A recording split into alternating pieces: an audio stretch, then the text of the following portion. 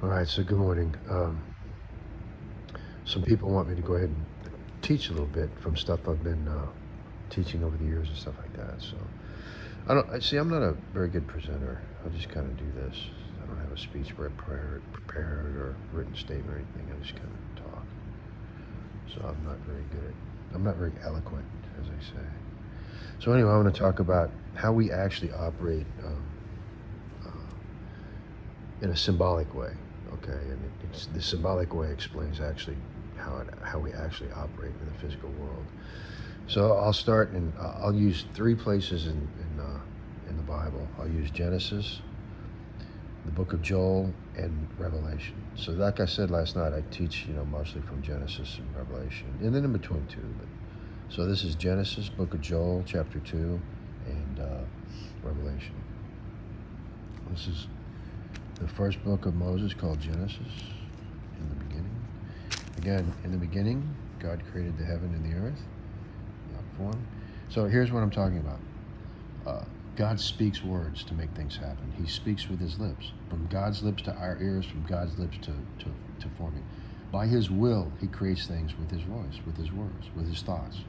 So here's where he does it first. And God said, "Let there be light," and there was light.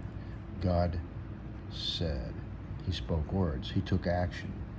Verbs. He used verbs in his sentences to create everything. Okay. So God spoke with his lips, with his mouth. Now we go to book of Joel, chapter 2. Book of Joel, chapter 2. Okay, so I'll read a little bit. I love this verse of Joel. This chapter of Joel. It's beautiful. Blow ye the trumpet in Zion, and sound the alarm in my holy mountain. Let all the inhabitants of the land tremble, for the day of the Lord cometh, and is nigh at hand. Okay, down here this is talking about the day of tribulation and judgment. Battle of Armageddon and battles and stuff like that. So, fast forward down here to verse 11. And the Lord shall utter his voice before his army, for his camp is very great, for he is strong that executeth his word. For the day of the Lord is great and very terrible, and who can abide it? That's talking about me using my voice as Messiah. The same way God used his voice in Genesis to create everything, I use my voice, and the Lord shall utter his voice before his army. I'm speaking words. I'm doing this, and my armies are all gathered, as we know. They've all been in heaven and stuff like that all around the world. They're just waiting and everything like that. So, in other words, it's about speaking. It's about words. It's about action. It's about verbs. So, I operate the same way that my father does, that our father does, by speaking words and taking action. We all do that. Even the youngest among us do the same thing, like Charlie and Vale Feldman, and Mallory, their sister. We all have the sword in our mouth, and I'll show you that. The word of God in our mouth. Okay, now, he shall utter his voice, and they shall quake, and then the heavens shall shake. All right, now, to Revelation. And this is the same thing at work here. The word of God spoken from our lips. Book of I'm sorry. Hang on. Revelation,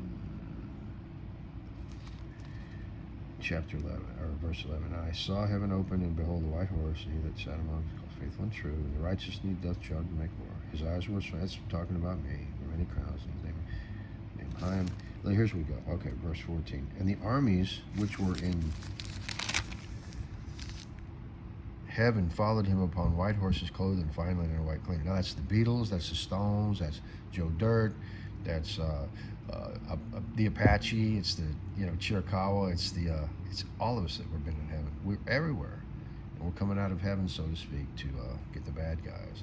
And there's more of us than there are of the bad guys, I might add. Especially like NSA that are in town, and Double Force or whatever they're trying to say now, and FBI and all that crap. The NSA have moved into town now in force or whatever. So anyway, back to this. So, verse 15, now watch this. And out of his mouth goeth a sharp sword, that he should smite the nations, and with it he shall rule them with a rod of iron. The important thing is, and out of his mouth goeth a sharp sword, the word of God. Right here, I'm trying to see if that's elsewhere.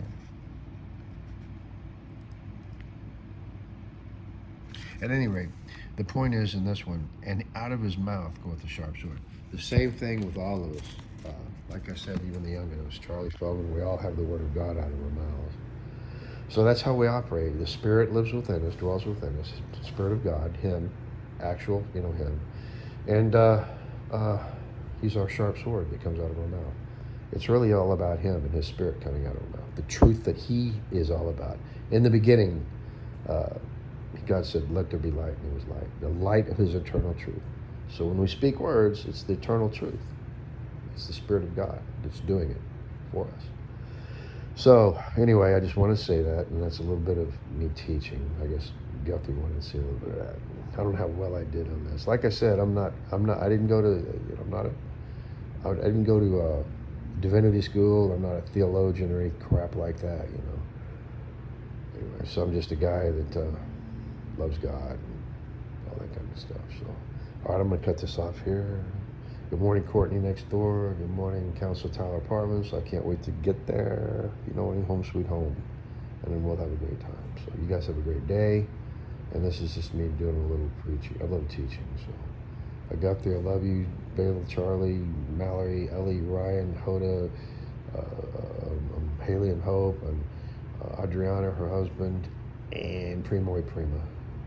Adriana's kids are Primo and Prima to me. All right, I gotta go. I'll see you.